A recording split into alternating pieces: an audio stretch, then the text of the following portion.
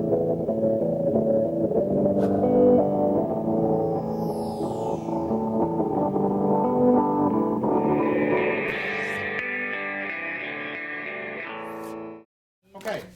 so welcome. Thank you for coming. We actually are one shy of a quorum right now, so we can't actually officially call the meeting to order, but we will still hold the information meeting to answer questions.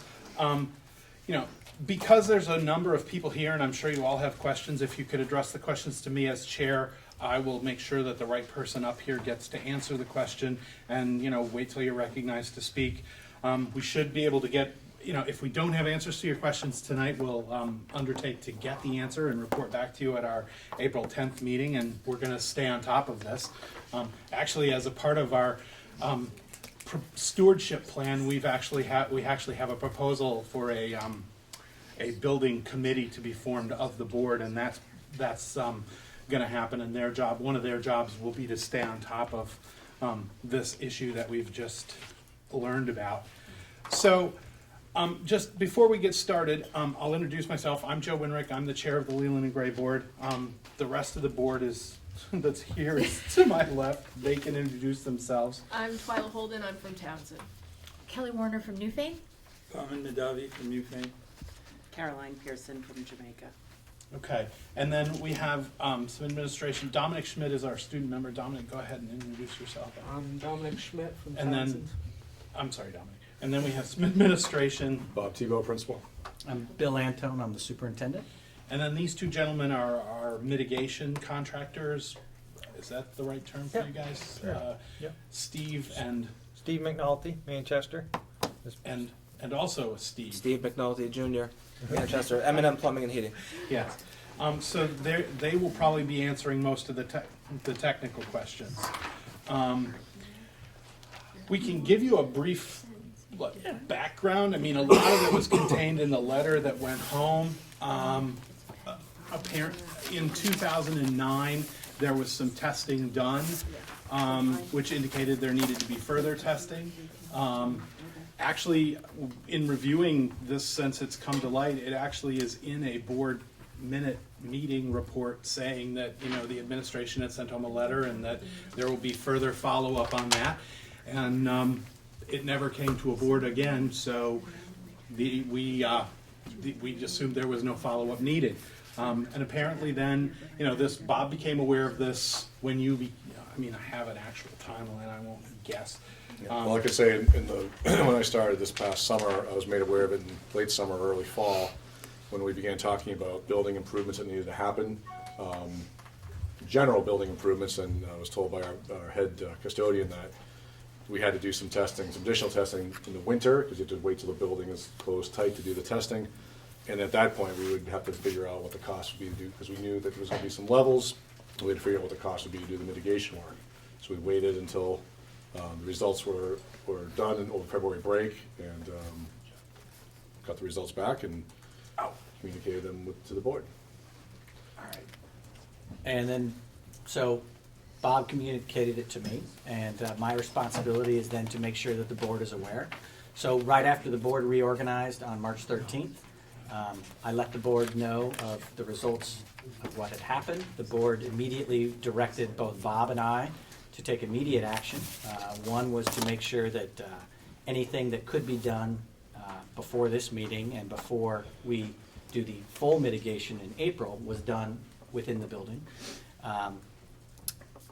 And to make sure that we had a public meeting so that we didn't just send a letter home that went home to you all on Friday, but that we had an opportunity for people that know a whole lot more than we do on Radon to be able to answer your questions. And if they can't answer your questions, for us to get those questions, find those answers, and then bring them back to you on an ongoing basis. Did I kind of hit that? I think that about covers it. Is there anything you guys want to preface this whole thing with after looking at, taking some readings and looking at the building? Is there anything you want to just start off by saying, or should we just answer questions? I guess maybe just answer questions. I mean, we've been doing radon measurement and mitigation for almost 2 years now. I mean, it's a relatively new thing. There's not a lot of people in Vermont that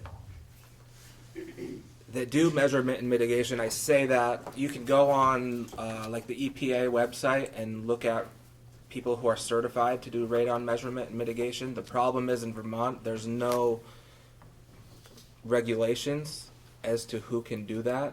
Anyone can do radon measurement and mitigation in Vermont. You don't need to be certified to do that as of yet. I went through the classes and got certified 2 years ago because at some point you're going to have to be, just like in other states. I'm not sure what other states' laws are, but Vermont really has no regulations as of yet. And so we've mostly been doing residential measurement and mitigation. Open to any questions that anyone has about radon. Anything? Sure, if you could just state your name for the My record. name is David McCormick. I'm from Newfane. I have 2 children in the school now, a 7th grader and a 10th grader.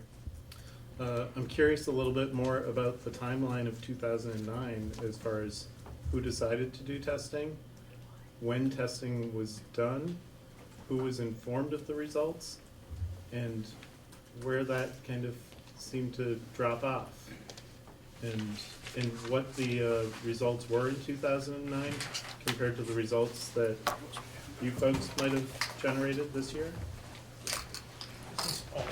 And I suppose if I can just bundle all my questions, I'll do it right now. Yeah. If we've implemented mitigation at this point, whether it be opening windows and increasing ventilation, have there been repeat testing done since we've implemented those? Okay, so I can answer the last question first.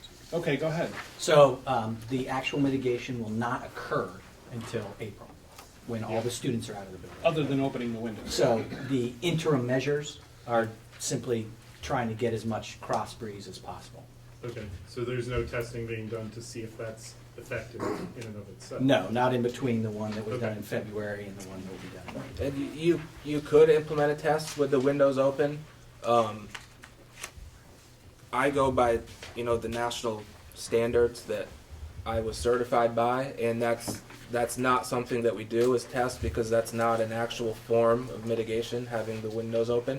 Okay. We could certainly test to see if that was helping or not helping, but it doesn't give you a true measurement. If you want to test to see what your actual radon numbers are, you want the building to be closed, tight, not in and out. It's probably best to do it when school is in session, which I think is probably when the testing was done before. Yes. Okay. And regarding the questions about 2009 and who asked for the testing, who received the results, and where that went? I don't know who Yeah, I asked don't- for the testing. I don't have any record that I can find of who asked for it or why it was initially created.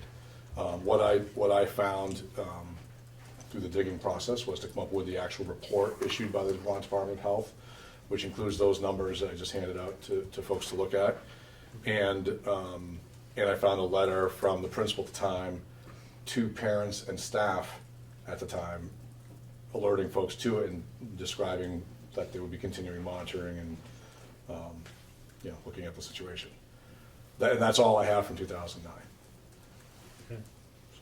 You had referred to it being brought to the school board? Yeah, Are there minutes from that? There's Was that? Right, the minutes from our meeting the day after the letter was sent to the staff and parents is in the section from the regarding correspondence, and it simply says the school received a report from the state on radon testing. The school is obligated to conduct further testing in specific areas and needs to inform the public of the results. This letter is going out. After additional testing, there may be recommendations for measures to take, such as increased ventilation, etc. This is not unusual. The letter to the public also provides information on how to have one's house tested. What date That's- was that? What was the date of that? That's March 24th, 2009, the day after the letter went out to all the parents. Was there a copy of that letter somewhere? Because I have 2 kids that graduated from here and I never received a letter. You know, I have the same thing. I have the same I have two No, kids as mine's well. older than yours. I have, I have kids I'm in just that saying same that time in frame. 2009, 2009, both my kids were here, but middle school. So I should have gotten the letter too, and I had no recollection of that letter. did you know about it? Did you know about this right now? I did not remember the 2009 piece at the board meeting or getting a letter as a parent when this came to light and we found out that there was actually these levels. Who's a Did you just principal? find out that there's this level? I found out about what we're talking about tonight on March 13th. Were you on The board actual in numbers. 2009? Yes. Do you remember this? Oh, I'm sorry? do you members of the public? Testing happening? No. Did they do any follow-up testing? We do want that. Because you said the letter said you needed follow-up testing, did that happen? Not, Well, just one quick thing. So that we can have an accurate record of tonight, if you could just introduce yourself so our minute taker could get your name, and we want to make sure that your question is answered. Okay. Okay, thank you very much. So, go ahead and introduce yourself and then go ahead and ask. Beth Cutts from Townsend. I have 2 girls that graduated and 2 kids here currently. So what happened to the follow-up testing that was mentioned in the letter that supposedly went home originally? So we don't have any record that any follow-up testing was done. And we couldn't find anything in the minutes following this meeting to report back that any testing had been done or a report back had been done. The last correspondence that we can find was that the board was informed on March 24th through the correspondence of what Joe just read, and that on the and Bob's handing out right now, that on the 23rd of 2009, this letter was created that says it is addressed to the staff and the parents, but I don't have any confirmation that it was received home. So what prompted it to be tested again whenever you just did it? Just normal? We were new, right? And Bob, being a responsible leader of a school, Right. took tours with the maintenance staff, and it was casually mentioned, hey, this is something we probably want to do. The way it was described, it was interesting to me because when I discovered the report and the letters from 2009, I was expecting it to be more recent. The way it was described to me, like there were some high numbers, we need to retest it and consider mitigation and what those costs would be. I was expecting them to be from last year. So when I saw they were from 09, I was kind of surprised that they were that old. But that was really my context for it. So. It's just kind of unbelievable. Yeah. So I'd just like to ask, Name? David McCormick, whose purview would that follow under? If it was brought by administration to the school board, there was a letter generated by administration apparently. I believe that's who this is. This is the principal? I was Yes. the principal at the time. Okay. Whose responsibility should this be? Well, I I mean, mean, if it were. So I would say if it would happen today, right, Yeah. I would consider it would be my responsibility, it would be Bob's responsibility to inform the board of our actions that we're taking. So the board hires us Yep. to take the actions that we're responsible for. So that if it happened, just like, so this is exactly what's happening, right? Yeah. So Bob finds out, Bob makes sure it happens, Bob informs me, we inform the board. That's what I would expect at any time. And the board would decide how to budget it and manage the mitigation costs at that point? well, We will just take care of it, and then we would be responsible to say we needed to spend this amount of money because this is what we do. if we're over budget, we're over budget. We're over We budget. explain that to them at the end of the year. Exactly. We would do what needed to be done. So it falls back on Mr. Rashid, who did not follow through with it, or it Well, falls back on? I can't confirm or deny the actions of somebody else 8 years ago. Mhm. But there were other principals, Paula Newton, I have 3 kids, 2 that graduated from here. There are other principals that have been in this position, and it's hard for me to believe they weren't aware of it. There are other people that weren't aware of this, and it's really just, it's disturbing to me that people, that we trust you to have our kids here, and there are people here that have known about this and are playing with our kids' health and the teachers here. and that's hard for me. It's very understandable. I would just say that the moment that we became aware, we And took, I we took thank the action God that for I that. think is necessary. And I for No, I'm Anybody not else? expecting you to, I'm Yeah. just, I'm But I- voicing my concerns, and I did Absolutely. thank Bob for addressing this now. But I do know that there are other people that have known about this, and it's hard for me, it's really hard for me to trust what's going on right now. So you were touring the school with your maintenance man and he said, hey, let's test the Well, radon? actually, it's interesting, it came up in a discussion around carpeting in the library, because the carpeting in the library, if you look around, isn't super nice. And so the discussion was raised, Barbara, the librarian, had asked about having some new flooring put in, and his response was that we're not gonna do new flooring in the library until we know how we're gonna deal with the radon. I said, well, what does that mean? Well, because we may have to tear up some of the floor to drill holes and install pipes for ventilation. But we have to wait till the winter in order to run the test to find out if the numbers are high, and if so, bring in a mitigator, figure out how to do that. So that's how it came up, is actually about flooring around the library. So if Ed told you about it, chances are he might have mentioned it to our 2 or 3 previous principals? Again, I know you don't know. just Yeah, I throwing it don't, out. I really don't know. I'm sorry to ask another question, but David McCormick again. I would again say, if we have a principal that last year, either 3 years, 4 years, or 1 year, isn't there a safety net, and would that safety net be the board? And if the principal brought it to the board, what happened with the board not following up on a safety and health concern of the student body and faculty? Speaking as a board member, when we're told in an administrative report that an issue exists and that it's being dealt with, we expect the people that report to us to tell us what we need to know. And we don't follow up on every piece of information that we're given. We expect that, the issues that we need to stay informed on are issues that, will continually come back to us. When this was presented to us, and I still, even reading these minutes, have no recollection of this coming, but clearly we did the same thing that you did, is we trusted that it would be taken care of appropriately, and if we needed to know something or needed to deal with the costs of it or some more consequences, we would be informed. But it's a health issue, it's not a, Kimberly McCormick, Newfane. So in the fall, were building, was things for the building discussed, like general maintenance and stuff like that in the fall for the budget? Is that discussed in the fall? And can I say something about this? Because actually what Kimberly's asking is really appropriate. Last fall, when Bob first came to, so I've been on the board for 2 or 3 years, have not heard at board meetings anything about the facility. It just has not been on the radar of anybody presenting to us at a board meeting. Bob came into his position last fall and immediately said, we need to talk about this facility. There's some real issues here. He asked for us to create a committee. We created a committee. We went around with I was actually not there that day, but we went around with a bunch of people to really analyze the facility.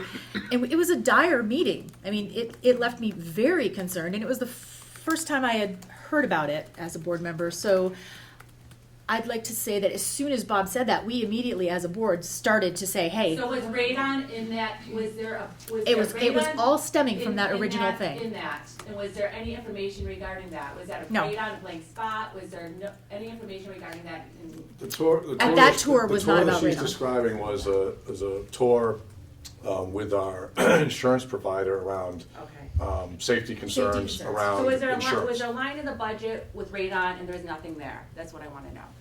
There's not a line. There's in the not a budget. specific There line in the is- budget for radon. There's a line in the budget for building improvements. Building, okay. And there's money in So there. that wasn't like specifically in there? Correct. is it a regulated test that you're mandated to do every 2 years, every 7 years I apparently? think I don't think that there are any mandates in Vermont to have testing done.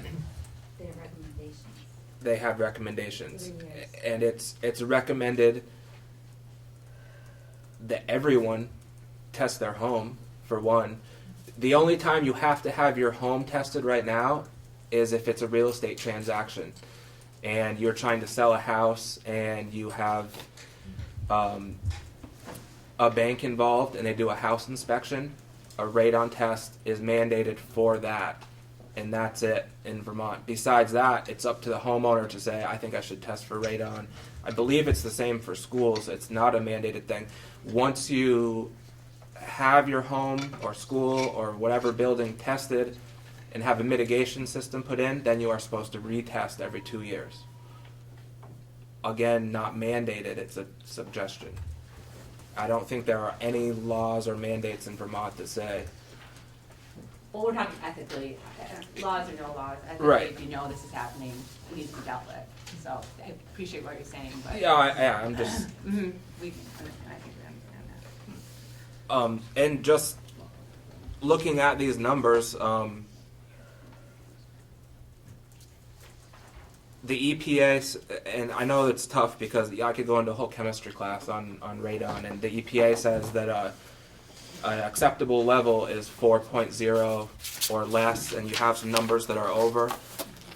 We've done dozens and dozens of homes tested, I don't know, maybe close to 100 homes over the last 2 years, maybe not quite that many, and I would say the average test that we do at a house is around 15. These numbers are over what the EPA says, but You're never gonna get a 0. even if I set the test up outside, I would get a number. Yep. I don't think acceptable is the right term. In what sense? Acceptable, I don't think is the right term for a school environment that has a number that's Oh, I'm just double. saying what the EPA. Yeah. And I think That's just what the EPA says. The EPA says anything that reads 4 or above needs to be mitigated, correct, or should be? Yes. And 2 or above would be acceptable, if you will, correct? Anything, I guess, the EPA says anything below 4, they would like to see it below 2. It's all Okay. jargon, like it's not. There's nothing certain, set in stone. The EPA also says the average outdoor level is 0.4.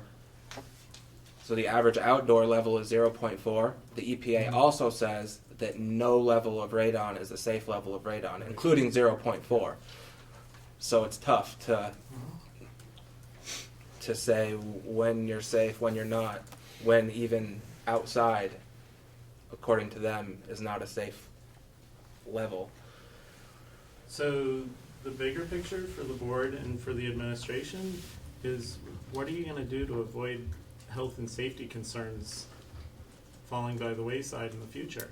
This is something that's pretty significant that the administration was aware of, that the school board was aware of, and here we are 8 years later retesting and now talking about implementing mitigation when it should have been done 8 years ago. So do you have something in place to prevent this from happening again? I think what I can say is that the addition of a Buildings and Grounds Committee for the board, where you have certain people who are identified to have more oversight over a particular operation of the school, is a good start to that. And I think that's, and then it's up to the board to make sure they have administrators who are doing everything they can do to make sure that the environment's safe for their kids. And that's, like you described, it does fall to the board in that regard. It falls to Bill and it falls to me to make sure that we're overseeing safe places. But as far as I think the one step of adding a Buildings and Grounds Committee, I think is one area where you can have some more focus on broader facility issues, more than just radon, but broader issues too, where there's a little bit more oversight, if you will. Like a policy committee would be more focused on what the policies are. This group will be more focused on the building. I think that's really, for me, I think that's a good step in the right direction. Is there a health and safety officer that's responsible for the school? The school nurse is identified as the school's health officer for student health. But, school nurse isn't necessarily going to be qualified to. And I only bring that up because it looks like you need to have something established so that there's follow-through on this, where the board hears from administration, the administration has other fires to deal with, and clearly lost sight of something that was pretty significant. Whether it be on the board or whether it be in the administration, something needs to be implemented to make sure that this type of health risk isn't put upon the staff and the students of our community. Yeah, I think the Buildings and Grounds Committee will be paying attention to that. You know, and I agree with Bob too, that, you know, you need to have you need to be able to trust your administration to follow through and do that. You know. But the board knew, and even though the administration didn't follow up on it, the board knew, not necessarily you, but that board knew and didn't follow up on it either. And hearing you over there, I forget your name, I'm sorry. Kelly, you said how concerned you were the minute you heard about that. Heard about the fall meeting. About the fall meeting and Yeah. about what was going on. And it's nice to hear that.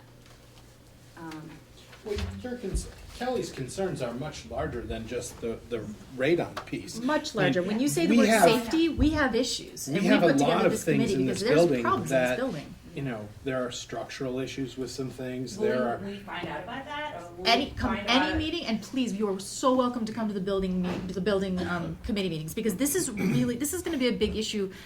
I'm sorry, I'm talking Joe, but it's gonna be much larger in the community Yeah. in terms of how we're gonna fund this building. And how are we gonna find out about these meetings? So Yeah, I can jump in with Yeah. there. There is the school has recently contracted with a company, CX Associates, out of Burlington, who's gonna come down and do an assessment of, working through a grant through Efficiency Vermont to assess our heating system and lights, to look at efficiency, but, and also because our heating system is, I won't say on our last leg, because I don't want to jinx it, we still have another month or so of heating to go, but it's definitely past its useful life, and there hasn't really been funding put aside to manage that, and I think that's what Kelly's talking about. Her frustration was that there's a lot of needs to the facility, and there really hasn't been a lot of attention paid to it recently, and some of that was because there'd been cuts in other places, and people were looking to save money, and the building kind of took a hit, and it was underfunded, and because we wanted to keep programming and things in place for kids. And at least that's how I understand it. But I think, you know, so her frustration is, well, the building can't collapse around us. We have to make sure there's heat. We have to make sure there's, you know, clean water and all the other things that make it a safe place for kids. And so that's what we're waiting. We're contracting with this organization to come down and do a more thorough engineering study around some of it's going to be structural, but most of it's going to be the heating plan and the lighting. And then the rest of the work, we're gonna as we go through that summer, get that report back. We'll be meeting with the board over the summer and the next fall as we begin to build a budget to think about how we're gonna do those repairs. And some of it's updating, things that have, you know, the original of the building from the late 60s, early 70s that need to get updated, that aren't necessarily safety risks, but they're, you know, there's some aesthetic issues and other things that need to get updated and renovated. So there's gonna be a lot of different things that we're gonna be talking about, part of a stewardship plan. To think about setting aside money to do those things, or whether we're talking about a bond from the community to help pay to do some of these things, or what have you. But those will be the conversations we'll be having in the summer and going into the fall. The radon mitigation, the cost of that is pretty small comparatively to all these other kinds of things. I mean, for a heating system, we're talking $600,000-$700,000 pretty easily. I mean, the total cost of the mitigation, we're estimating to be in the $8,000 to $10,000 range. But it's safe now for the kids to be in school. Well, I mean, the advice we're getting from the Department of Health is that the wording that is in that letter is that there's no immediate risk to health, to students and staff. Immediate, but it's So how 8 about years. my 4 kids, 3 of them that have been here for 6, 5, and 4 years? Yeah, and again, like Joe mentioned, other people mentioned, like I've had 2 kids who have spent 6 years here. I worked here for 10 years prior to being back here as principal. Yeah, So. those are things that we At think what point about. is it not safe? Do we have a level, is there a level out there, EPA level stating that you should not enter a building, you know, like 10, we're in the library now, I'm a little freaked out. Yeah, 10, the- is that, 10, or yeah. is- you know what I mean? Like, is there a level that you should not enter, or they just don't know? 'cause With the it's meetings we had, they told us exposure. that there was no need to That they close the know. building. We've That's what they tested told us. homes that have had averages of 40, 50, 60. People lived in them. And they've lived in them for years and years, and I'm just wondering if any of you have had your homes tested. Just wondering, because I would bet that 90% of the homes in Vermont test above these levels. Has the water been tested as well regarding the radon? That's a great question. I never saw any discussion and evidence of anything around the water. I will being say that tested. it's not, from what I know of it, it's It not a can be concern water. having Yeah. radon in your water. Water, radon in your water the levels have to be extremely I just know high. West Townsend, there was some Yeah. commercial Um, store there that had some issues with the radon in their water. yep, and that could and probably should be tested for sure. The chances of it being a problem are low, but it could be. But that'll Like, be on our list. The EPA level of 4 that I keep referencing, you need a level of 10,000 in your water to equal 1 in the air. So you're right, it is. Most places it's not a problem, but it can and should be tested. Is the water for the school a well, or is it? Could you just state your name for the? Oh, Nina Beckstrom, Thank you. actually now Guilford, former New thing. But you have two kids. Could you repeat your name Put again? your name on a minute taker. Nina Beckstrom. My kids are both out of here, but they were definitely here in 2009. Yeah, but I was wondering, what's the source of the water for this building? I mean, there's no town water in Townsend, right? You must have. So I'm assuming there's a well. But does it get tested? Yeah, Um, I know. I don't know the answer to that question. I mean, that's a question we can find out. I can talk to Ed tomorrow and I would say find the out. water gets tested. I'm concerned about, I But know the water that fountains have filtration, I think, right? Water gets tested, but I don't know if it gets tested for radon, Right. so, yeah. I don't know anything about that. I can look into it. I would say you're right. The water probably is tested, but not for radon. That's a specific test. You can do a water test and figure out the levels of all sorts of Yeah, I know the Chemicals, schools do minerals. water testing, but I've never heard it for radon. no. No, it's an additional test. That's a specific test. Yeah. And radon, from my research, is specific to causing the health concern of lung cancer. Yes. From what I understand, it's the number 2 cause of lung cancer, Yes. second only to Smoke. tobacco. Yep. And the people that use tobacco are at much higher risk of the radon exposure. Yep. I have some numbers on that too, but that is correct. It gives off just a brief explanation. It comes from uranium and plutonium that's decaying in the soil. It's an unstable element. It's trying to reach a stable state, so it breaks down and breaks down.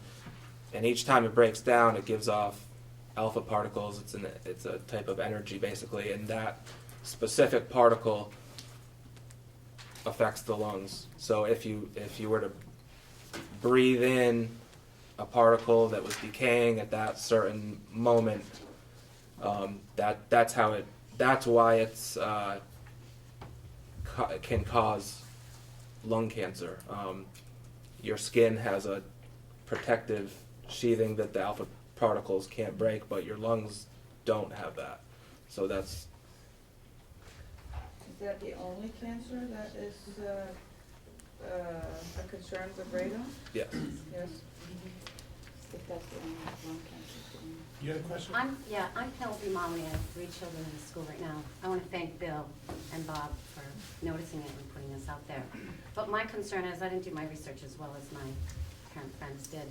But what's the concern? You say that our numbers are above the EPA, but you've seen houses with 40 and 50 with no issues. So when do we get nervous? At what number do you say? Close to school. And It's set at 4 for a reason. I don't. Set They it have it set at 4 for a reason. It all depends on your exposure and the length of that exposure. It's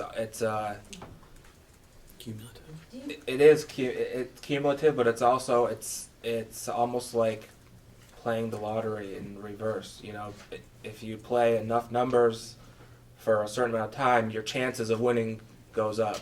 With this, it's the opposite. The more exposure you have for the longer amount of time, the greater the chance of you getting it is. Which is why you have a much greater chance if you have levels high at home being affected than at school. The library measures 10, but comparatively the time that you or your kids spend in the library compared to Unless you work in the their library. house, or exactly right. But keep in mind, if it's a 10 in the library, it's when it's closed up and nobody's in here. When the doors are open, there's people moving, there's airflow, there's stuff going on. It's probably not that high, it's nowhere near that, and that's why you don't test it when people are in here. It's lower. Right. These are the highest numbers that you'll get because you test when it's closed, so you get those. You know what those numbers are. It's a true measurement. That's why they don't let you test when there's people moving around or doors open or windows open, because you won't get a true number. It will always dissipate out. When we put in a mitigation system, we have to retest every time just to make sure that the levels have gone down. And we put our test on a 24-hour delay to make sure that the house that we mitigated, they keep the windows closed, the doors shut, and the system has 24 hours to work, so we can get a true measurement. You do a test in the summer when somebody has a screen door open and it's not going to test anything. It's not going to read radon, but you shut the doors and windows, and now you're going to. Go ahead. My name is Mark Pickering. I'm from Newfane. I have a 10th grader, and I'll have a 7th grader next year. I'm referring to this letter from 2009. It says Leland and Gray partnered with the Vermont Department of Health to conduct a comprehensive screening. Is there any record since 2009 of communications from the Vermont Department of Health, or The only communication I could find were a series of emails last spring between the principal last spring and the Department of Health looking for the results from 2009. And those are uncovered for me by Mel Zielinski, who was here. So no as well. formal follow-up from the Vermont Department of Health? Just then? asking You for guys the only the results and having the results sent Okay. again. And that was the only communication that I have, and there's nothing else. There's no file that I can locate in the principal's office that has. I mean, I was able to get copies of all the stuff, but there's no file that I can find that has anything from Radon at any time. And I'll say that's not super uncommon when there's turnover administratively. People kind of stuff goes away. It's too bad we couldn't have a representative from the Vermont Department of Health here. I'm curious about what their interest is or role is. I mean, so I talked with the lady who was the one that forwarded the information and the one that sent. So they send you the letter that you have is basically a form letter that they give you to send out, and then you enter your data and then you send it out. It's really their letter. And so I spoke with her last week, I guess, to find out, is there anything I need to know? Like, we have these numbers, we have new numbers. Like, is this should I be closing the building? Like, these are the same questions I asked.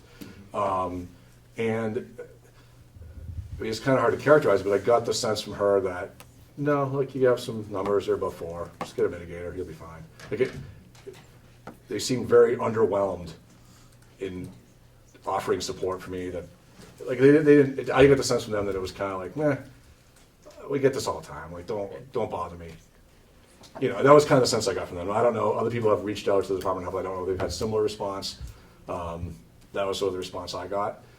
And so I didn't, when talking with Bill about, like, should we invite them to come? Like, I didn't get a sense that they were going to be providing a whole lot. They have a number. There's a line they draw. You really shouldn't have it above that number. But they did recommend remediation. They recommend doing mitigation work and Most continuing likely to they did in monitor. 2009 as well. Yeah, I mean, that's to continue to monitor and receive technical expertise for a mitigator, is what the letter from 09 says. So, yeah, I mean, once we realized that the numbers are still high and nothing had been mitigated, had contacted these guys and said, can you come in and mitigate? Well, I appreciate that you guys found out about it and are on it now. Yeah. But I think it's pretty clear that past administrations certainly dropped the ball, to tell us what. It's a fair statement. Yeah.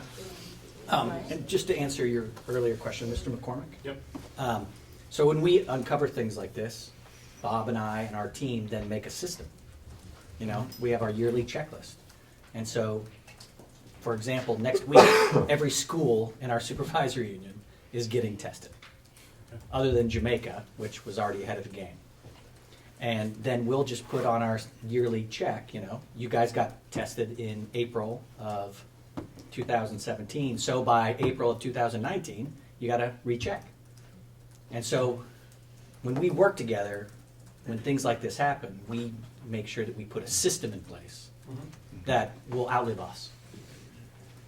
I work in healthcare, so when we have things that happen, Yeah. and things happen all the time, we look at them and we do a root cause analysis to figure out what went wrong Yeah. and how we can make sure it doesn't happen again. So that's what I would task everybody sitting in front of me, and I appreciate you all being here tonight and putting this energy into it, but I would task you to look at this and see how this fell through the cracks and what we can do, and even if you can't sort that out, what we can do to prevent something like this ever happening again. I agree. Moving forward. And whether that be to establish a branch of the board or the administration that is focused on health and safety and sees things through to their completion where it's no longer a risk for the students and the faculty, I think that's what needs to be done. And this clearly speaks to that being absent in our school system here. So you said you did a big tour of the school. What else? Before you, Do we need to worry about? before you, there's a woman there who's been waiting to ask a question for a little while. Actually, my name is Linda Hesbeck, and I have a student, we have two kids that are, one just graduated and one will be graduating. And actually, what your last parting thoughts were really spoke to what I was getting at, which was that I think we need to have the systems in place to make sure that it doesn't fall through the cracks, because what I heard was that the board knew about it, and then we see some letters, and I think sometimes the worst things happen when we think someone else is taking care of it. So, whatever, as I urge you guys as you move forward, to make sure that even though it may seem time-consuming and a lot of paperwork, to make sure that everyone's speaking and communicating with each other, and that there's, a paper trail to these things that is being followed through, and it sounds like that's what you're working toward, so that will be good. I have a couple of questions, just regarding the report of the radon results. It has 39 spaces were tested in February 2009 and 4 spaces in February 2017. Is there any reason why we need to test more than 4 spaces? The decision was made, and it was actually a 5th one we added, the basement. The spaces that were tested were targeted as the areas that if we figured that if those areas were high, then the other areas are probably still going to be high. For example, the music room, there were 5 canisters in 09. You can see next to music room, there's 2 different numbers, which means there were 2 placed in different parts of the room, I presume. Yeah. And then there's 3 offices in the music room, and all 3 were individually tested. This time, we just put one in the music room and figured, we're not going to redo all of them if we know that general area is high. We'll just test on one. Same with the weight room. So I think there was areas that if we figured they were high, the other areas are probably still high. So. And going forward to actually remedy the situation. Right. The mitigation will still address all the areas affected, and a lot of these areas are contiguous areas. So, well, these guys can speak more to that. But if you're doing a system in place A, it will dissipate enough to deal with place B and C who are right next to it. Yeah, we do a communications test called a sub-slab communications test, and we'll drill one hole. For instance, the library is a place of concern. That seems like that's where the highest number is. So wherever we choose to drill the hole where our ventilation pipe will come from, we'll drill that there. And then we go to around the library and we'll drill a series of smaller holes. And we'll use a micromanometer which tests differences in air pressure, really slight ones. And we'll put a fan on the first hole we drilled and come to all these other separate holes. And if we can put our tube down in and it shows a negative pressure, that means that fan is communicating to this part of the room. And it will cover a certain amount of square feet, and we'll do that downstairs as well. We picked a couple suction points, and it's always a little bit of hit and miss because we don't know what the ground underneath the school is like until we start drilling down in. Some places have really good gravel underneath, and one fan can cover a lot of space. Some places are built on tight soil and clay, and you don't get that communication, and you have to have multiple suction points, multiple fans, and you don't know until you start drilling into the ground what you're going to get into. But when we took the tour of the school, we got a map, which I don't know if you have, that shows all the rooms that were tested and all the numbers of those rooms, and it's really just the central part of the school. All of the rooms around the perimeter measured, between 0 point something and 2, 3 point something. A couple of them were a little higher, but most of them are really low. The rooms that test high are the library, being in a central spot, and the lower you go in a building, the higher numbers you get. So I think the music room is probably on the bottom level, and the rooms around there. The weight room. Yeah, the weight room. And the map that he's describing is basically the report of radar results just put in text form from the map. Yeah. And you didn't test anything above the library? No, At this point? I believe. What level are? So A level would be above us. I don't know if the It A wouldn't- level was tested. But that's a level we come in on, correct? Right. So it's not in the ground at all. Right. It's completely above this floor. Yeah. Right, it's not. So anything above grade you don't? It's not really, I mean, I'm not saying it couldn't be there, but the levels up there, for them to be a number that's concerned, these would have to be a lot higher. So, yeah.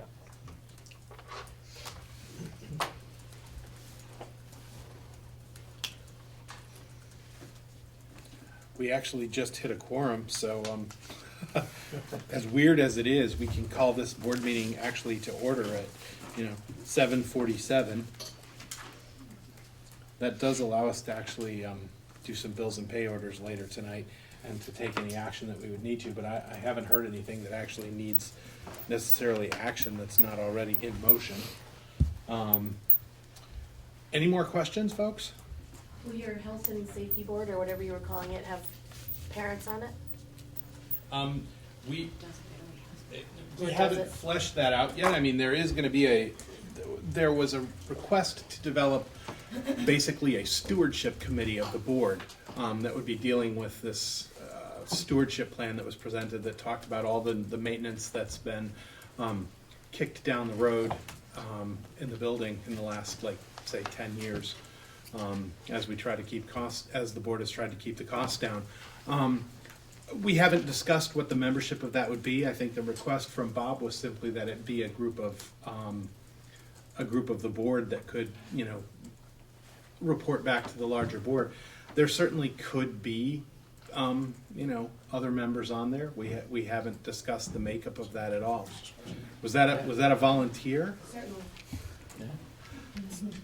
Completely up to the board. And are there any other issues with the building, since we're all sitting here? Health issues? Like tomorrow, you're gonna say asbestos is falling out of the ceiling or something? So, well, let me address asbestos. When I met with the staff, one of the questions they asked, well, what's the story with asbestos? And I said, hold on, we're talking about radon. So there are inspections that are done annually for asbestos, and Ed McGrath, who's our custodian, he's designated by the school, and in fact he works for the SU to do all the area schools to inspect any area that's known to have asbestos to make sure that's intact. And what we know about asbestos, as long as it's intact, it's not airborne, then it's not a danger. So there are areas in Leland Gray that do have asbestos, but they're inspected on a regular basis, and from what I understand, they're all I just meant like intact. in general. Yeah, that's the only one that I know of Yeah. that would be another area to In consider. general. Yeah, so that one is something that is sort of on the radar, but is regularly checked on and inspected. So, We don't want to scare you from telling us anything else. yeah, right. Trust me, We are we're going to not be afraid to tell transparent, you we are going to what's take going on. action, we are going to move forward. We are here. Yeah.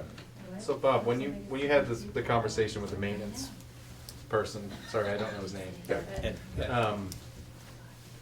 He brought this to your attention pretty quickly, it seemed like. Mhm. Has he been here since 2009?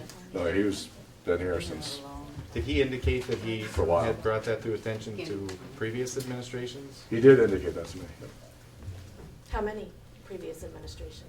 Well, there was only one other than the one that the letter was sent from. So, Too many. so yeah, I would say that he told me that he did. So, Did he indicate I don't have any evidence what the to that. administration's reaction was? he did. I don't have any evidence to support anything that happened after that. No indication. And I don't have any evidence to support that that's true. I just tell what he's what he told me, and I don't have any reason to doubt him. He's someone that feels like this is really impacting him on a huge level for a lot of reasons. One, because the storage and maintenance and custodial office are where he works out of, and he's into all those places that are, the tight spaces that are built into the hillsides where our heating units are, in places that kids don't go or staff don't go. He's in those places, so he's worried about it. He's also worried about how people are going to perceive what his role was in this. And I said to him, did you tell the people you need to tell? And he said, yeah. And I said, well, then your role was done. You did your job. It's up to those other people to do something from there. The food chain goes up, and if you did your job, then you did your job. So, I mean, I think he does feel bad about it, because he feels like something should have been done. Yeah, I mean, the reason I ask is it's just disturbing to me that it seems as though past leadership has just blown it off. And board members. And board members.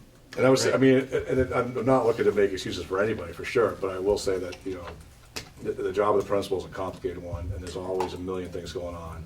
And it seems it's possible that something can get dropped.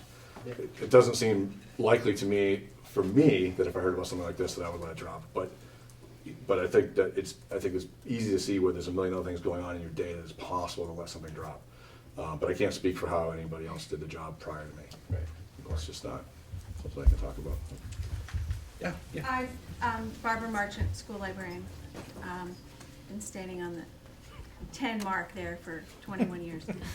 I would like to just say that the last principal knew. We spoke about it a couple of times, and the last time she was dismissive. She said, "You told me." So that's all I can say. She knew. I think, I don't know if this would to say in fairness, but the figure I received, or the notion that the thing I was told was this entire floor would have to be pulled up and it would cost $100,000. So, but that's not what you have reported will be done, No. so. No, the estimate from these gentlemen to do the spaces in this building, not including the Dutton, which was identified after they gave us an estimate, is right around $5,000. That does not include, that's just the drilling and the plumbing to get the air to the roof. Then we need to bring in an electrical contractor to run electricity to put in the ventilation system and the monitoring component of that to suck the air out. And I think Ed's estimate for that is another 3 to 5. So a total of 8 to 10 is what we're looking for. That does not include Dutton, which would add a little bit to that, I'm sure. But so maybe 10 to 12, I don't know. Total. Not 100. Not 100. No. But that's just the ventilation, right? That's the Mitigation system. That's the full mitigation system, which includes is there a monitoring component to it as well? There's what we have planned so far is 3 separate suction points, 2 fans. So the suction point in the library would have its own designated fan.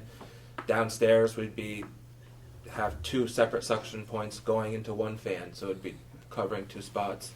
So it includes the drilling, the piping, the diagnostic testing, the fans, and post-testing the library and downstairs. And the theory. And a radon monitor. And a each monitor. fan, yeah. With each fan. Yep. Yeah. So my, just to anticipate maybe a question, some of the areas in the rooms behind here, which maybe came up high, the library system, We're hoping we're that. hoping would do that, but we would then remeasure those spaces once the system is running. Right. And determine whether or not we need to add more systems to that ventilation. Right.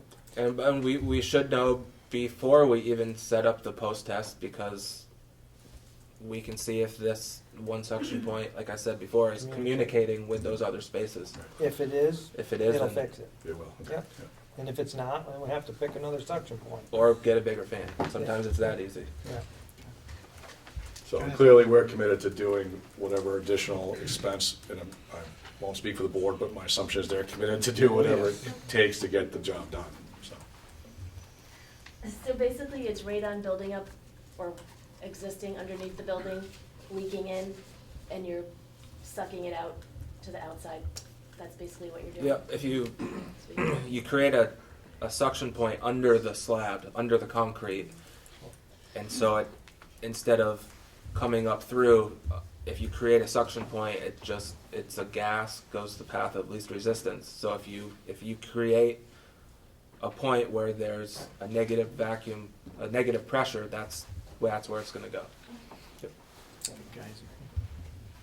Barbara? I don't know if you can answer this, but we're always concerned about the ventilation in the building in general. And I know when a school bus parks in front of the air exchange on sea level, immediately the exhaust is in here. So that's a good thing when it comes to circulation, because it means the air is moving. Just wondering if you can answer that.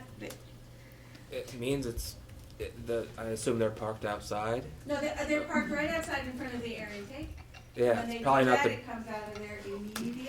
So I'm just asking you. So yeah, when a bus isn't there, it's pumping in, it's getting fresh air in. Good. That is good, yes. Sounds great on. I mean, I'd like the parents to. Right, Yes. because that does move, right, that does move the air, and the air moving, that's what we're saying. Right, and the When I air s- is moving in here, even though. When I said Almost feel like it. when people are in here, the numbers are gonna be lower, that's also running and moving a lot of it, so. The reason the levels are highest in the winter, which is why they want you to test in the winter, first of all, the building's closed, you don't have windows open, so you get a truer test. You get higher numbers in the winter as well because you have a heating system that's working, and so Maybe. it's Hope so. baby. But you know, you have boilers and things. There's combustion going on. That's using the oxygen in the room. It has to get replaced from somewhere, so it's coming in faster than it would be coming in the summer. Plus the snow on the ground Yep. covers up, so the ground doesn't breathe as good. The building gets a negative pressure, and it actually pulls that stuff into the building. There's a stack effect, so when you get a certain depth down in the ground and it doesn't get any warmer or colder, it stays the same year round. Well, you get snow built up and you got cold air sinking down into the ground and helping to push that air in. The building has a negative pressure, it just equals winter is your highest levels. If you did the same testing during summer break with the building closed, you'd probably get lower numbers than this says. It really does fluctuate quite a bit. It can even fluctuate, day to night, which is why when we test, we use a continuous radon monitor, which is what these last tests used, and it will give you an hourly reading, not just an overall average. It'll when we pull up a test on our computer, it'll show a graph, and you can see patterns if you test for long enough. We don't know why, but sometimes we'll test a house for 48 hours, and every night at 2 o'clock in the morning, it peaks. Don't have any idea why, but it does on our graph. For whatever reason. So there's different times when There's it's so high, many. different times when it's low. Even the wind. I mean, you guys are built into the side of a hill. Depending on how hard the wind is blowing on a certain day, will affect your numbers. Change everything. And just to add to that, so one of the things I learned from this was that the continuous radon monitor. Continuous radon monitoring canisters, ones that were used in 2017, are the ones that do what they describe with regular readings over a period, and they give you a max and a min and an average. Yeah.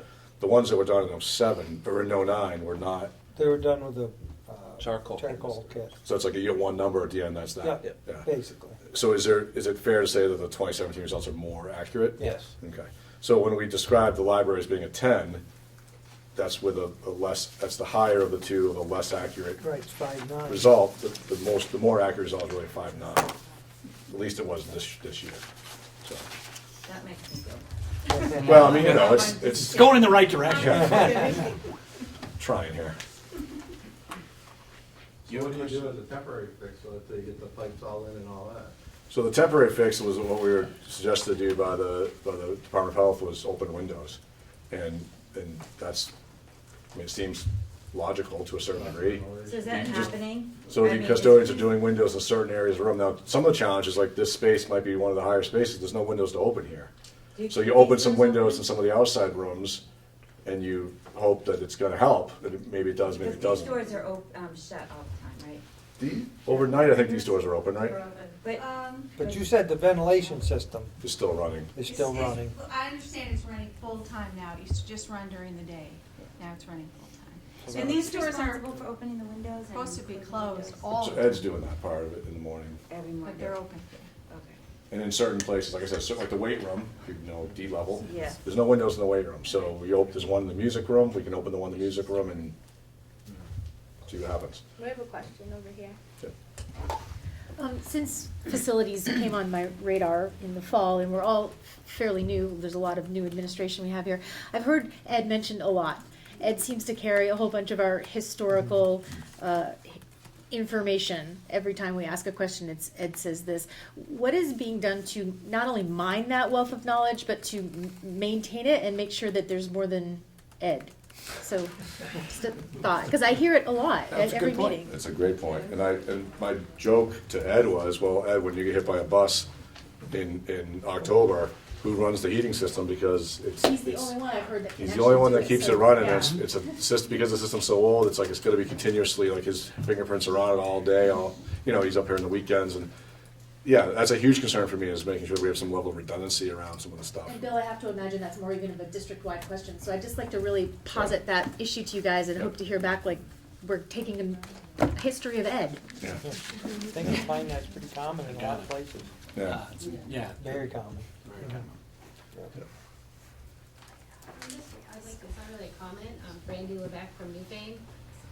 This was murmured around already, and I missed the beginning of the meeting, but, I think Mark said this, like, they set 4 as a limit for a reason, and it's a little disturbing then for them to say, oh, but it's fine. And I've read like, oh, but 2 is actually a better number to be thinking about as a cutoff. And that piece, maybe Paula said this, it said immediate danger. And that word, I think, was probably very carefully chosen. And that concerns me not only for students, but for staff that have been here for a long time. And we're not gonna, my kid was here 6 years, for not mine, but for instance, or a staff member, we might not see lung cancer on the 7th year of their exposure. It could be years down the road, and so that's a major concern, and I'm just curious, and there may not be an answer, but what happens then? You know, what do we do? Some people have had children here for a long time. So that's, And I staff think that word members. immediate was carefully chosen and is meant to alleviate some concern, but it only raises concern. And again, that's I- the Vermont Departments of Health's wording. Yes, Yeah, I yeah. understand that. And I think that is put on the board. The board is here to advocate for us, correct? The board is here to, so in 2009, the board knew this, but the board decided to not take it. I mean, even with kids in the school, you saw this info and you didn't go, hey, we better talk about this again. Hey, I need to talk about this. That's my concern, is the board is here for this kind of stuff. So what else? You know, as we talk about all this stuff, I kind of see board members like, ooh, like, seriously, you're here to advocate for us families, so it's your place to step up and absolutely say, this is what's wrong with our school. It's too bad Emily Long's not here because she's been here a long time too. Sorry, Stephen John. Yeah, Emily's at a No, I'm just legislative saying meeting. it would have been nice to hear what she had to say as well. I'm sure she would say similar things to, what you've heard already is, certainly we advocate for, our constituents. But, we are given this information. We trust the people who are, running the school and running the supervisory union, to do the job, and we're given the information that there is this thing that you should be aware of. We're taking care of it. It'll be handled. Great. Then We you knew, should follow up, make sure it was done. I thought that you had said you don't even remember it. I don't remember it at all. Yeah, that's concerning to me. Do you remember the letter that came home to you? I didn't get a letter, because if I did, I guarantee I would have been here. I don't remember the I letter, got I don't this remember letter the. today, on Friday, and I've been thinking about it until I could get here. Yeah. I mean, I don't know how a board member couldn't see this. Right, as a board member, you read this. I'm just saying, like, I don't feel like it's too late to deal with it, and I'm glad that we're all here together to work it out. That's amazing, you know, we're here working it out, that's, you know, step one of progress, right? You know, it was not Have put, to look back. you know, the piece in the minutes that we found when we were looking back on this, that there was no institutional memory of, is pretty dismissive. I mean, it's like, oh yeah, we found some radon, we're gonna do some testing, it's all okay, we're gonna let everybody know. That, even to me, reading those minutes doesn't ring any bells for like, wow, that's really serious.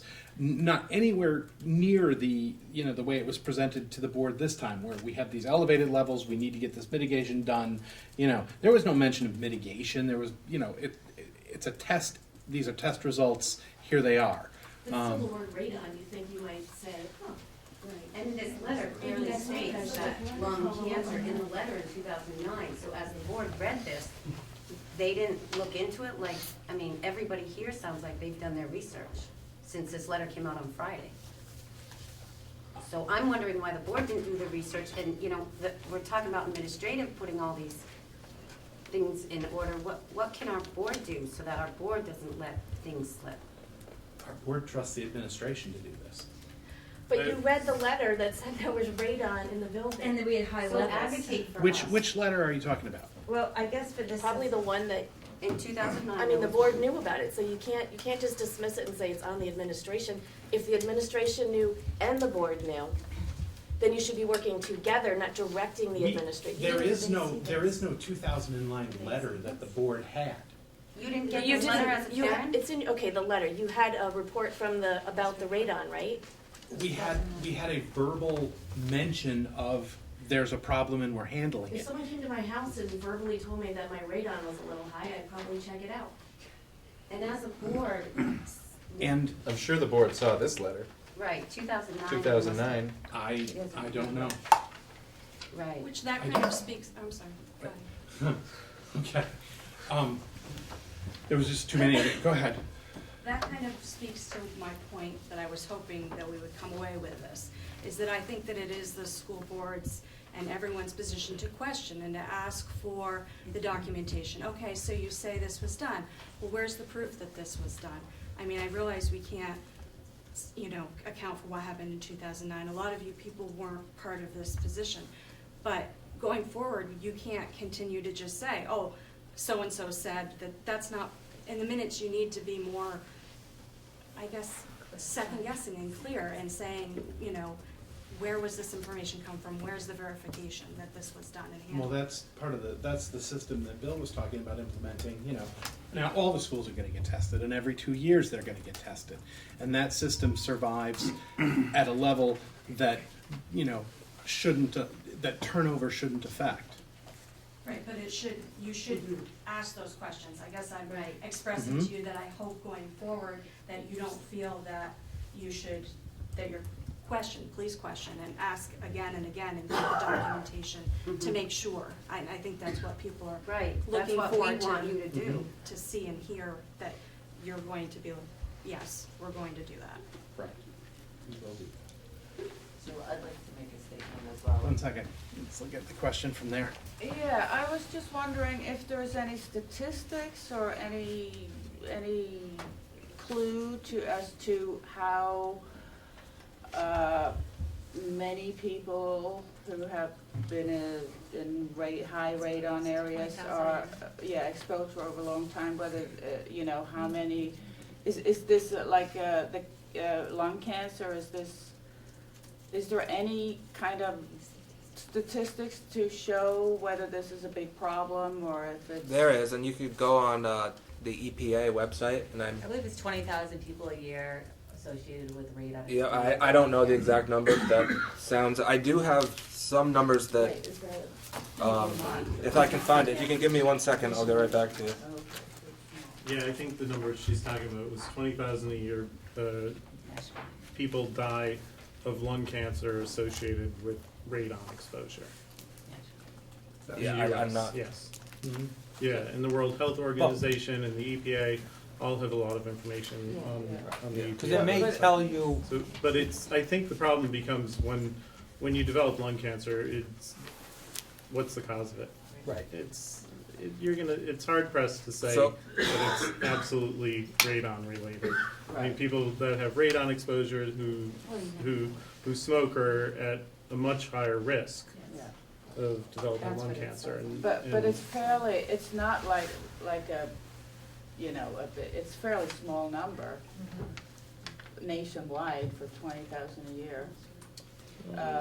Not that, I'm not trying to minimize it, I just it's, because, suddenly radon is on the radar and, I'm looking around, or she's asking me, did you test your house? And I go, no. I think it's more significantly been on the radar, correct me if I'm wrong, for the past 20 years. And It's maybe- getting more and more, it's Yeah. increasing more and more, yeah, it has been, but The other 20 thing years was- ago, I don't think it was much of a concern. No, but there's been a lot of research in Since then. healthcare and Absolutely. the complications of radon exposure. Because You need names? also, are there code, like building code or whatever, in new buildings? What is there, because I'm from Norway, and I know in Norway there is, you have to measure radon, and especially if you're renting or selling or whatever. But there is, you can put a mat or some kind of a membrane under, before you build a house, basically, to disperse any gas that goes out. We do it on all our new houses we're doing now. Oh, We put it- you it's do? in- Yeah. Okay. It's And not mandated by the state, No, we but just do, a lot of people do it, Is that, what about commercial buildings, schools, big buildings? still not mandated. It's not mandated, but is that something that is recommended in any way, or is like? You could only do that with new construction is Yeah, the yeah, problem. I know. You're Right. But yeah, definitely recommended for every building. And I think every building, any commercial building has it. commercial, school, home, should Yeah. be tested. I mean, like I said, we've tested homes before that their levels were 40, 50, 60. Right. Living there for years and years and years and years and years. We mitigate it, and now their average is 0.3. That's a nicer number. Yeah. Good peace of mind, I know that. The first house I ever did, the average was, I think, 36 was the average, and we mitigated it to levels that are lower than the average of outdoor levels. Zero radon. So you can get it low. Some places it's tough, depending on the soil, the size of the building. There's a lot of factors. Yeah. Just one more question that I have. Sure. Moving forward, Okay. can I have some reassurance from the administration and from the board that you'll both develop some safety net or some health and safety portion of your board and administration that is responsible for answering these questions in the future? And whether it be at each school or overseeing the school district and at each board, I think it's important that there's a safety net, that it's not only administration, but it's also the school boards that answer to this and that check each other and make sure that it doesn't happen again. Can we have that reassurance from the school board and from the administration? I mean, I'm committed to making sure that we definitely have a subcommittee to work with, because it's a broader than a radon, or even broader than safety. It's the whole facilities kind of a thing, for lots of different reasons, but I think that's certainly a good reason to do it, to work with these guys, and I think my sense is that they're open to that. Kelly certainly is ready. That's a great, that needs to be one of the primary mandates that we give to this committee. So no, I don't say, I'm David, I'm not saying it's gonna be a separate committee of the board, but I'm saying as long as that responsibility falls under the purvey, like policy has their responsibilities, let's make sure and put that on that committee's roster, And I would just say that from a supervisory union level, we try to systematize as many things as possible so that you have your checklist, you have your yearly checklist, your monthly checklist, just like fire drills, like radon checks, like water tests. so that is just a natural protocol that lives beyond. I do have a dream that as we become more unified in a system, that we can have a dedicated person that would be responsible for all buildings and grounds of all the buildings that our communities jointly own. Having a dedicated health safety officer, that is their responsibility. In bigger systems, you can create environments that can sustain that kind of expertise. But until we get there, we try to do it through procedure and protocol. So we're doing it already on a multitude of things, and this is just another thing we're adding to it. But that's how we operate, and that's how we plan to operate. And I love that you guys are here for this, and I would just encourage you, come all the time. Come. We love questions. We love the challenge. We love hearing your concerns. We need to know. We represent you. We are stewards of your children and your money. So let us know. That's what we're here to do. And I so appreciate you guys coming tonight. And I hope that we can earn your trust through our actions, not just our words. You can't be loving this right now. This is my job. Well, like I said, I thank Bob for bringing this up and get it started. So thank you for that. I know we had people on this end of the room. Tom and Peter. I would like to just say a couple things that came up during the discussion. By the way, it's my first board meeting. How's it going? Welcome. Thank you. So just for the record, just listening to everybody, some thoughts that I have, which obviously we can go into more detail, but I feel like we need to start implementing some sort of finer tooth comb to go through our previous meeting minutes. Like maybe perhaps once every 6 months, we make sure that anything that was supposed to be action taken, action was actually taken. Just a simple checks and balances, I think would be beneficial, because maybe this wouldn't have happened. You're a volunteer.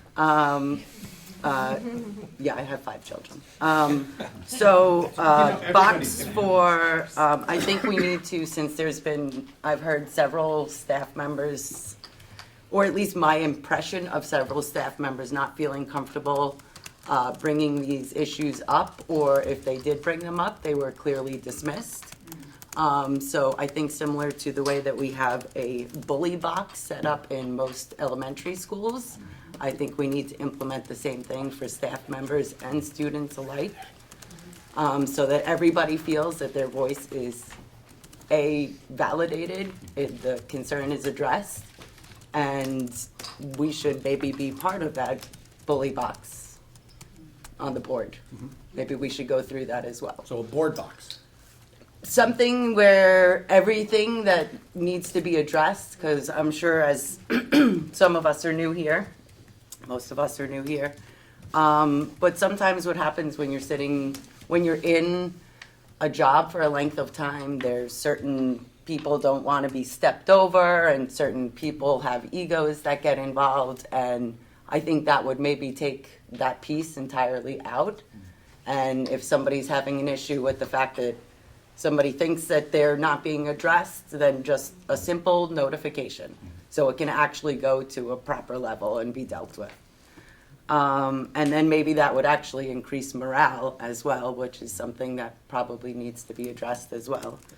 Just one quick mention that the Teachers Union Association we meet with them on a monthly basis with the building representatives to talk about issues that have come up, and I imagine those are the kinds of places where if a staffer wasn't comfortable with coming to see me personally, that there is a mechanism in place to see their union rep, that can get relayed to us at that level, and so on up the food chain. So there is some elements of that in place, but I hear what you're saying. And just a concern, like I'm sure Barbara would have mentioned it to somebody else at some other point, and if she didn't feel comfortable because it was dismissed, obviously I know you weren't the administration at the time. Thinking back, I vaguely remember seeing this letter. I had a student here as well, my son, at that time, and I do remember the constant feel of a revolving door of administration during that time frame as well. So I think that due to the turnover in both staff and administration as well as board members, that's why we need to come in with these fail-safes as the public is clearly talking about, because otherwise it's gonna just fall through the cracks every time. So I think if anything, setting up these, at least these couple things would be a good idea. Maybe when we have something in the meeting minutes that needs to be action, maybe we need to just make a note in the meeting minutes that there actually has to be an action taken. And again, I'm new here, so I don't know, if you guys previously do this already, but that's just my thoughts from hearing what everybody's concerns are. Thank you. Bob, you had something you wanted to add? Yeah, just briefly, I wanted to address your concern about us being here to advocate for you. As community member, as former students, as parents, as board members, that's what we try to do. And there are a myriad of issues that come in front of the board. We talk with the superintendent, with the principal, and they present us their report before every meeting. We talk about it. At the following meeting, there's the next report. Usually, if an issue comes up and at the meeting a decision is made, and usually the board doesn't run the school. The board basically works with the administration who runs the school. We ask them for a particular issue that comes up. They bring it up. We talk about it. We come with a plan of action. They deal with it. At the next meeting, they say they've dealt with it, or they don't tell us. But we basically don't ask them. If they say we've dealt with it, we don't say, well, prove it. That's not what we do. If this is something you would like us to do, that's fine. We could ask them to, there was that problem, we've dealt with it. Okay, could you prove that? Could you substantiate? I'm sorry, here's the letter from 2009. Long-term exposure to elevated radon gas concentrations is associated with an increased risk of lung cancer. That right there isn't significant enough to say, hey, administration, we need to do something. Absolutely. Right. I'm by no Okay. means trying to minimize this and say that this is, this is okay what's happened. This is not okay. I'm totally in agreement with you there. However, I would like to bring the perspective, two things really. First of all, that the letter is from March 2009. That principal left at the end of that school year.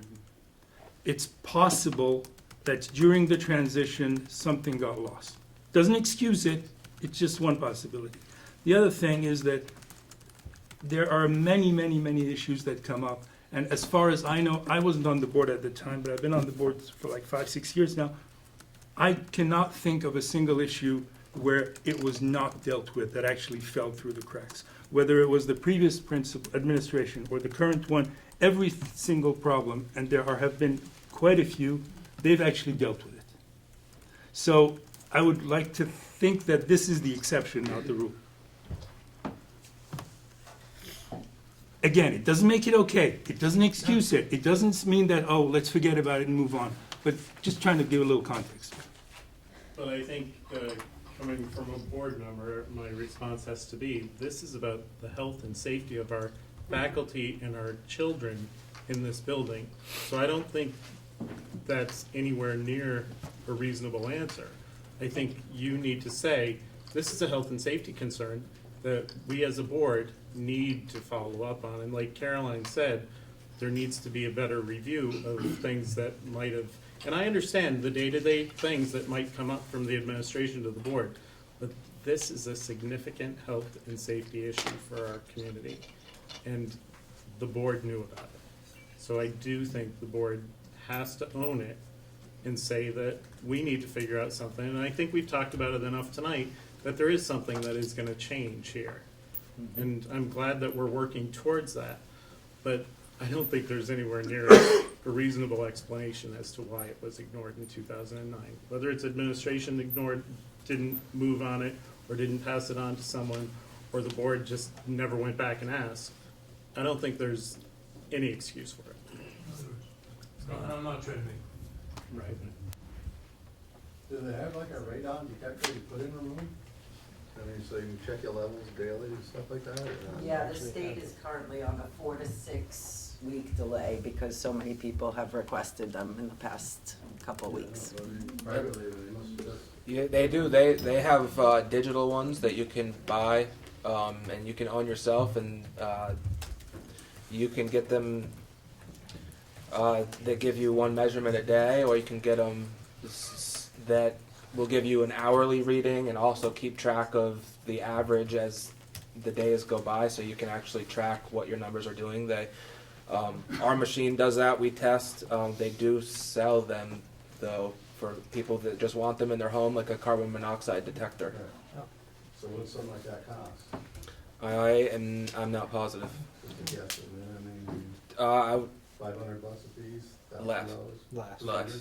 100, 200 maybe. I mean, I guess kind of a cheap security one, you know. Yep. I mean, how many would it take to do the school? What's that? If you had them on the rooms, like this level, they got 4 or 5 rooms that might need it, right? Yeah. I mean, if it's $500, I'd give you the $500 to go buy it, put them in the room, or something like that, but it's pretty cheap security, you know. Will we have that as part of the mitigation? We will use our machine to do post testing, but we can't leave it here forever. But we won't, so we won't have monitoring as part of what you do. No. The only Unless thing we you'll would have is specifically monitoring. request the monitoring to be You'll have added. monitoring to know that our equipment's working. Right.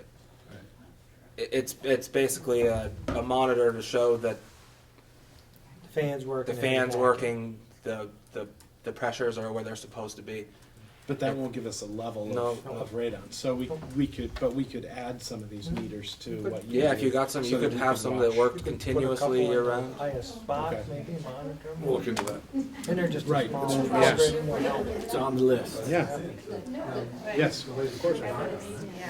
At least you know if you had it, you turn the ventilation on just a little bit more to put the air through it. You know? Or if you don't need it, you don't need to waste the energy. I mean, until you get yours things in, but Well, even at that point, you still have once something to read once the you put a levels. mitigation system in, it runs 24/7 forever. Right. And they're not expensive. A radon fan To run. costs what it would cost to keep a 60 to 80 watt light bulb on And 24/7. Do you guys come back and read them, or how do we know it's working, type, you know, the levels? Do you maintain, do you Yeah. do maintenance on it, like maintain them? Yeah, there's in? not much maintenance that's needed. It's just Or fans. provide Once we have the system in place, we'll retest and make sure the numbers have gone down, and then you're supposed So you to won't leave it up to Ed? retest No, every once- 2 years. Give him any more jobs. Once we get it done and it's tested, and the machine's running and the levels are where we want them, the monitor shows what the vacuum is. And as long as that vacuum stays there and doesn't move, you know it's working. If it moves, which they check periodically, then they call us or whatever. And then it's a retest every 2 years, or like he was saying, you could get something, put it in the library, I'm sure a lot of you have carbon monoxide detectors, little digital ones. And it would I'll just, look- you could look at it every day. I do. You do, yeah, I do. What's a safe level, like you say, like on houses, they test houses, I know, 'cause I'm in the business too, and I know a lot of your new houses, they put it under the floors with the pipes and all that to suck it out, but I mean. It's so much easier. Commercial, you don't see it happening at all.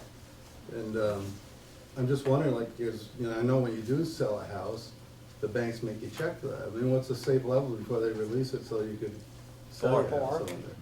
So I have this is from the EPA certification that I had to get to be certified to do measurement and mitigation. And this is where it becomes a little hazy because people want to know what is a safe level. Well, the EPA says 4, but they also say I'll read you what they say. The risk from radon is believed to be directly proportional to the amount of time and exposure, with no exposure other than 0 having no risk. Meaning your level could be 0.1, there's still a risk. Unless the number is 0, there's no risk. I set a test up out in the parking lot, you're going to get that number. Right, so you're out in the air up there. And you're out in that fresh air. The U.S. EPA recommends that people not have long-term exposures of radon of 4.0, but risks still exist at levels below these. So I just don't know how to answer that. The EPA is saying 4.0 is your safe level, but None of it is. none of it is. Obviously, the higher To help out that chair. the higher the worse, the longer exposure the worse. And that's why when they first started testing the health risks of radon, they did it for uranium miners who are exposed, and they did it in houses, residential exposures, because that's where people are most of their time is in their homes. I don't know, my son spent 12 hours a day here from the locker room to, I mean, he spends a lot of time here. I know. I'm just saying what Sometimes, that's what how they tested the health risks was for uranium miners and in people's homes. And then I have another chart, and I can have this photocopied if you want, that shows the difference at different levels of radon, what the lifetime risk of radon-induced lung cancer is per 1,000 people, and they have it for never smokers and smokers. And I can have that photocopied if you want to see that. It's an older study. It's from 2003. That's just the most recent one I have. The EPA website may have more updated ones, but this is from the EPA. So. We're gonna get on the EPA and see that, yeah. yeah. But for instance, so the safe level of 4.0, a lifetime exposure to a 4.0 says 2 out of every 1,000 people that are exposed to that could get lung cancer. Could. That's It's a lifetime of exposure at 4.0. That's 0.02%. 4 out of 1,000. Yeah, is You said 2, right? 2 out of So that's 1,000. 0.02%. Less than 1%. I mean, I that's, think maybe that's why the health department or whoever health people were sort of, you know, Right, now they, it's a lot about it wasn't alarming to them.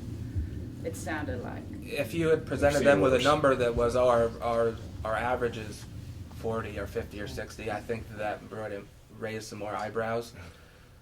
But I don't know as if I've ever tested a house without a mitigation system that the levels were under 10. I just Yeah. Yeah, and I think more You alarming all- is the lapse. You all have it. In time in initial testing and and in connecting action. with parents. Yep. Really. Well, I think it's a good idea, you're looking at all the schools besides just this one, because, Well, I'm you know, sure not so some much will this one here, the kids more. probably ain't laying on the floor taking a nap, but during Yeah, school, you know, right. kindergarten, they're all Yeah. laying around. This is hazards. Absolutely. And I mean, it is a good idea, you're checking things out. at some point it's going to be mandated by the state to do it. I don't know why it's not yet. I can't answer that, but it will be. Dave has anything to do with it. It's good. I would like to see you get their monitors all like this. You can get it free. okay. You can do board business? Anything else? I have one piece of board business before we adjourn, but do we have any other questions? Anything else? Any other comments? Thanks, guys. All right, thank you so much for coming. Thank you, guys. Steve, do you want to go? Fantastic. Yeah. Really appreciate it. Thank you for the photocopies and the expert advice. You know, we'll be in touch. Yeah, sure. Hey, thanks, man. Thank you. Really appreciate it. Yeah, not a problem. Okay. Thank you all. Appreciate it. Yeah, well. Actually, we'll be here. I'll be on vacation. Yeah, oh, yeah. Okay, guys, the only thing we have is the bills and pay orders that didn't get done at our last meeting, because we had snow. So these have all been reviewed and checked, and we have, 6 warrants totaling $214,059.97, and 2 payrolls totaling $222,126.50. We also have a capital project fund warrant for $5,950. So the total is $442,136.47. We just need a thank you. Move to approve. I'll second. All right, and you guys were the ones who inspected them. They all look good. All right, it's been any discussion, folks? All right, it's been moved and seconded to approve the bills and pay orders in the amount of $442,136.47. All in favor, please say aye. Aye. Opposed? Abstentions? Motion carries. Is there anything else we need to discuss tonight before we adjourn? All right, I'll take that motion. Second. I can't make it, you're making it, Kelly? I'm moving. Second. Bob in second. All right, all in favor, please say aye. Aye. All right, we're adjourned. Thank you for coming tonight.